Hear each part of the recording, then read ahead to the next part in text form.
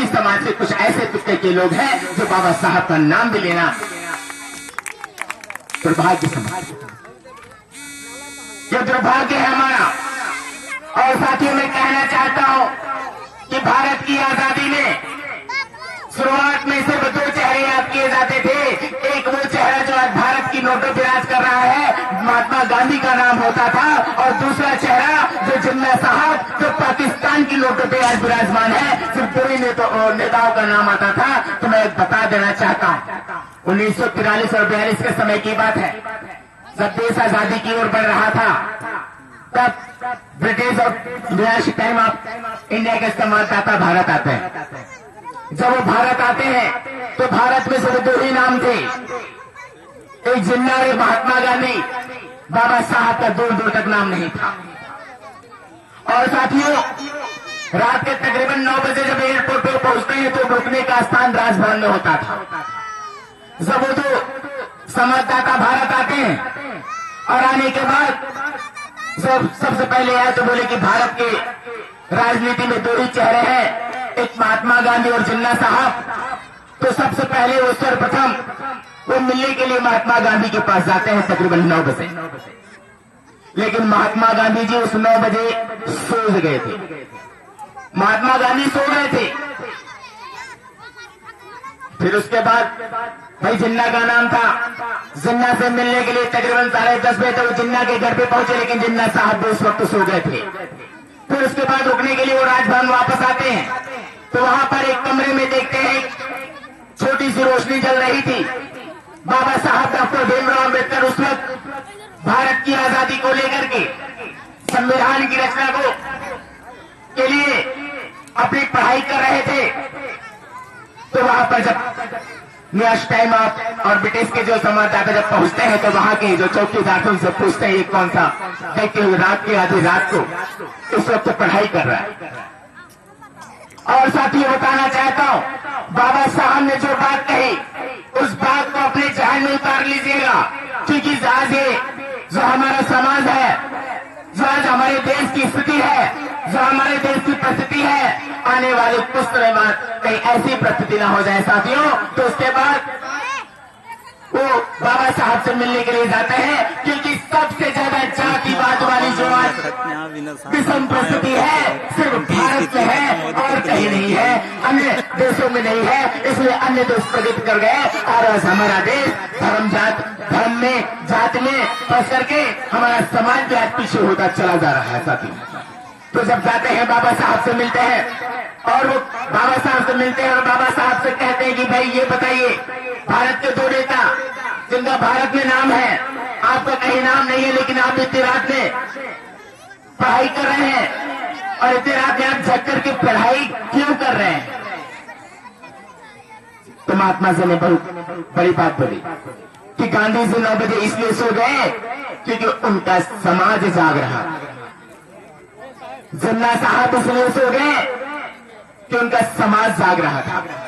और मैं आधी रात में जग करके इसलिए पढ़ाई कर रहा हूं क्योंकि मेरा समाज सोया हुआ है, उनको जगाने के लिए मैं पढ़ाई कर रहा हूं साथियों। तो मैं कहना चाहता हूं बाबा साहब ने कहा था कि शिक्षा वो शेरनी का दूध है जो पिएगा वही दहाड़ेगा। आज शिक्षा की बदौलत है 2008 में मैं भी डॉक्टर एमजीआर मेडिकल यूनिवर्सिटी में जाकर के मेडिकल की पढ़ाई करता हूं।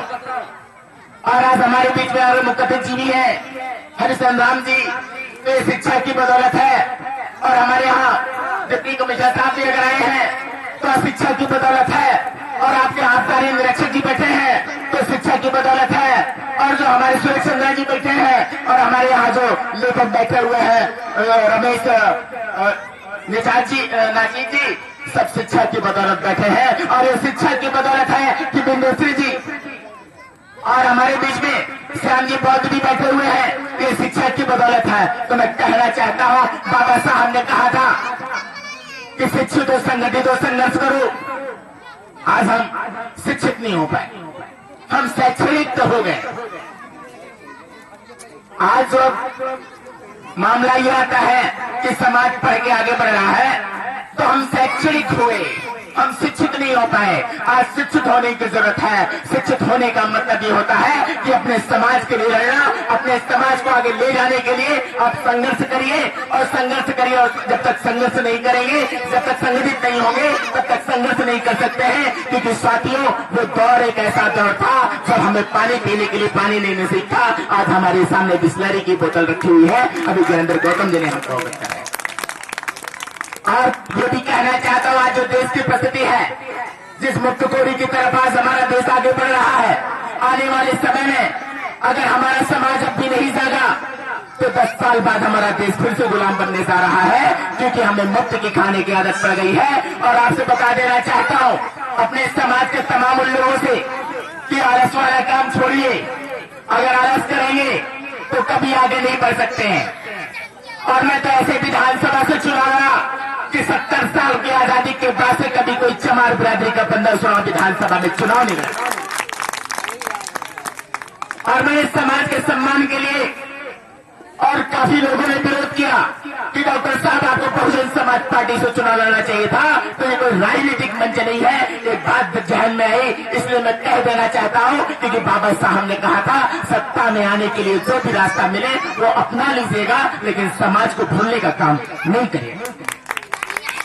मैंने वो काम किया और ये बाबा साहब की बदौलत है कि आपका ये बेटा 1 साल के अंदर जिला पंचायत से लेकर के विधानसभा तक का रास्ता तय किया और बड़े प्रतिशत में चुनाव हार गया, लेकिन अपने समाज को जगाने का काम किया, अपने समाज को स्थापित करने का काम किया। और मैं ज्यादा कुछ न कहकर बस यही कहना चाहूंगा कि मेरी आवाज घर के तमाम बहन बेटियों के कानों में भी जा रही होगी। एक दौर ऐसा भी गुजरा है, अभी अगर आप सबको पता चल जाए कि हमारा समाज किन परिस्थितियों में आगे बढ़ा।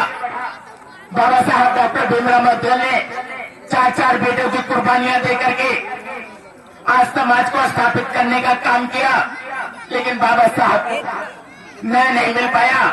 तो मैं ज्यादा कुछ न कहकर बस यही कहना चाहता हूं कि आपका ये बेटा डॉक्टर सुरेश, आपके बदौलत, आप लोग के ज्ञान की बदौलत आगे बढ़ने का मौका मिला, आप सबका मार्गदर्शन मिला। और यही आशा करता हूं आगे भी आप सबका मार्गदर्शन मिलता रहेगा और समाज को स्थापित करने का काम करता रहूंगा। और ज्यादा कुछ न कहकर एक बार पुनः बाबा साहब के चरणों में श्रद्धा सुमन अर्पित करते हुए यहाँ पर मंच पर मंचासीन इन सभी का सम्मान करते हुए, और एक बार आप लोग दिल से एक बार जोर से नारा लगा दीजिएगा, जय जय जय जय जय भीम, जय भीम, जय भीम, जय जय जय जय जय भीम, जय भीम, जय भीम। बहुत बहुत धन्यवाद। और ज्यादा कुछ न कहकर बहुत बहुत धन्यवाद, आपने स्वागत में सम्मिलित किया। और बहुत सारे लोग हमारे बीच में वक्ता के बीच में वक्ता के रूप में हैं। अगर मेरे बोलने में कुछ टूट रह गई हो तो आप सबसे मैं क्षमा प्रार्थी हूँ।